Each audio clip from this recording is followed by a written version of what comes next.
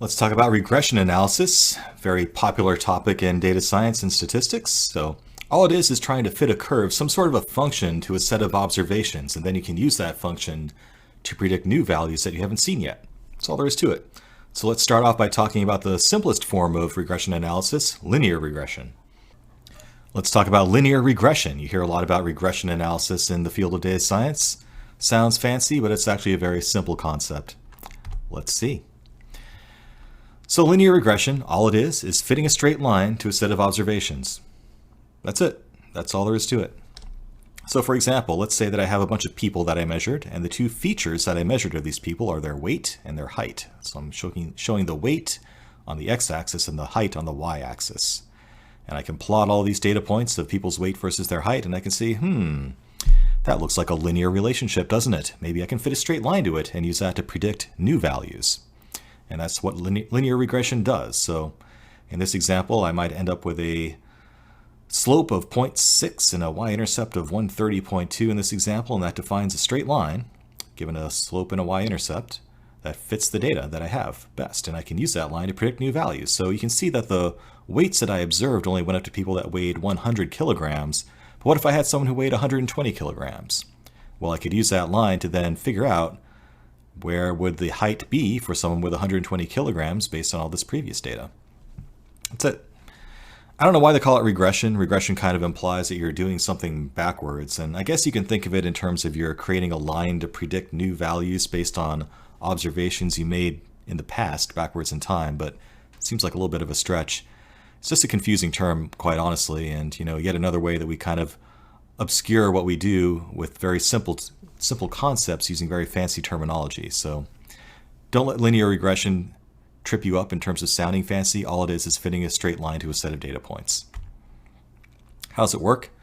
Well, internally it uses a technique called least squares, ordinary least squares. It's also known as OLS. You might see that term tossed around as well.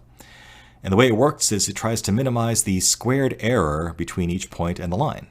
And the error is just the distance between each point and the line that you have. So if we sum up all the squares of those errors, sounds a lot like when we computed variance, right? Except instead of relative to the mean as to this line that we're defining, we can measure the variance of the data points from that line. And by minimizing that variance, we can find the line that fits it the best. Now, you'll never have to actually do this yourself the hard way, but if you had to for some reason, or if you're just curious about what happens under the hood, this describes the overall algorithm here for you of how you would actually go about computing the slope and y-intercept yourself the hard way if you needed to. It's really not that complicated. The slope just turns out to be the correlation between the two variables times the standard deviation in y divided by the standard deviation in x. And it might seem a little bit weird that standard deviation just kind of creeps into the math naturally there, but remember correlation had standard deviation baked into it as well, so it's not too surprising we have to reintroduce that term. The intercept can then be computed as the mean of the y minus the slope times the mean of x. And again, even though that's really not that difficult, Python will do it all for you. But the point is that these aren't complicated things to run. They can actually be done pretty efficiently. So again, just remember least squares minimizes the sum of squared errors from each point to the line. And another way of thinking about linear regression is that you're defining a line that represents the maximum likelihood of an observation lying there, the maximum probability of the y value being something for a given x value. So again, people sometimes call this maximum likelihood estimation, and it's just another example of people giving a fancy name to something that's very simple. So if you hear someone talk about maximum likelihood estimation, they're really talking about regression. They're just trying to sound really smart. But now you know that term too, so you too can sound smart. There is more than one way to do it. We talked about ordinary least squares as being a simple way of fitting a line to a set of data, but there are other techniques as well, gradient descent being one of them. And it works best in three-dimensional data, so it kind of tries to follow the contours of the data for you. It's very fancy and obviously a little bit more computationally expensive, but Python does make it easy for you to try it out if you want to compare it to ordinary least squares. Usually, though, least squares is a perfectly good choice for doing linear regression, and it's always a legitimate thing to do. But if you do run into gradient descent, you will know that that is just an alternate way of doing linear regression, and it's usually seen in higher dimensional data. So how do I know how good my regression is? How well does my line fit my data? Well, that's where R squared comes in. And R squared is also known as the coefficient of determination. Again, someone trying to sound smart might call it that. But usually it's called R squared. It is the fraction of the total variation in Y that is captured by your model. So how well does your line follow that variation that's happening? Are we getting an equal amount of variance on either side of your line or not? That's what R squared is measuring. And to actually compute the value, you take 1 minus the sum of the squared errors over the sum of the squared variations from the mean. So it's not very difficult to compute. But again, Python will give you functions that will just compute that for you, so you'll never have to actually do that math yourself. The way to interpret R squared, you'll get a value that ranges from 0 to 1. 0 means your fit is terrible. It doesn't capture any of the variance in your data. And 1 is a perfect fit. So all of the variance in your data gets captured by this line. So all the variance you see on either side of your line should be the same in that case. So 0 is bad, 1 is good. That's all you really need to know. Something in between is something in between. So a low R squared value means it's a poor fit. High R squared value means it's a good fit. And as you'll see in the coming lectures, there's more than one way to do regression. Linear regression is one of them. It's a very simple technique, but there are other techniques as well. And you can use R squared as a quantitative measure of how good a given regression is to a set of data points, and then use that to choose the model that best fits your data. Okay? So let's play with it and actually compute some linear regression in R squared. Let's have some fun with linear regression hands-on. So go ahead and open up the linear regression IPython notebook file and follow along with me if you will, because I do want you to play around with this to get a good feel of it.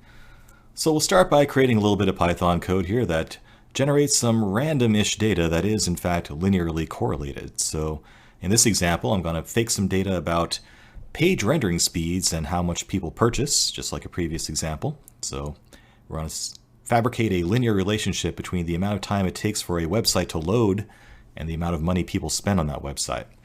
So all I've done here is I've made a normal distribution of page speeds centered around 3 seconds with a standard deviation of 1 second, and I've made the purchase amount a linear function of that. So I'm making it 100 minus the page speeds plus some normal random distribution around it times 3. And if we scatter that, we can see that the data ends up looking like this. Okay, so you can see just by eyeballing it that there's definitely a linear relationship going on there, and that's because we did hard code a real linear relationship in our source data. So let's see if we can tease that out and find the best fit line using ordinary least squares. Now, we talked about how to do ordinary least squares in linear regression in the slides, but you don't have to do any of that math yourself because the SciPy package has a stats package that you can import. So you can say from SciPy import stats, and then you can just call stats.linregress on your 2 features. So I have a list of page speeds and a corresponding list of purchase amounts. Linregress will give me back a bunch of stuff. So it gives me back all of these variables that I'm getting back, the slope, the intercept, and this is what I need to actually define my best fit line. It also gives me the R value from which we can get R squared and measure the quality of that fit, and a couple of things that we'll talk about later in the course. For now, we just need slope, intercept, and R value. So let's go ahead and run these. So there's my line, and let's go ahead and find the linear regression best fit. Now the R squared value of the line that we got back is 0.99. That's almost 1.0. So that means we have a really good fit, which isn't too surprising because we made sure there was a real linear relationship between this data. Even though there is some variance around that line, our line captures that variance. So we have roughly the same amount of variance on either side of the line, which is a good thing. It tells us that we do have a linear relationship and our model is a good fit for the data that we have. Let's actually plot that line. So this little bit of code will actually create a function to draw that red best fit line alongside the data. So a little bit more of matplotlib magic here. We're going to make a fit line list, and we're going to use this predict function we wrote to take the page speeds, which is our x-axis, and create the y function from that. So instead of taking the observations for amounts spent, we're going to find the predicted ones just using the slope times x plus the intercept that we got back from the linregress call above. So basically we're going to do a scatter plot like we did before to show the raw data points, the observations. And then we're also going to call plot on that same pyplot instance using our fit line that we created, using the line equation that we got back, and show them all both together. Do that, and it looks like that. So you can see that our line is in fact a great fit for our data. It goes right smack down the middle. And all you need to predict new values is this predict function. So given a new, previously unseen page speed, we could predict the amount spent just using the slope times the page speed plus the intercept. That's all there is to it. So, time to get your hands dirty. Try increasing the random variation in the test data and see if that has any impact. Remember, the R squared is a measure of the fit. How much do we capture the variance? So the amount of variance, well, see if it actually makes a difference or not. That's linear regression. Pretty simple concept. All we're doing is fitting a straight line to a set of observations, and then we can use that line to make predictions of new values. That's all there is to it. But why limit yourself to a line? There's other types of regression we can do that are more complex, so we'll do that next.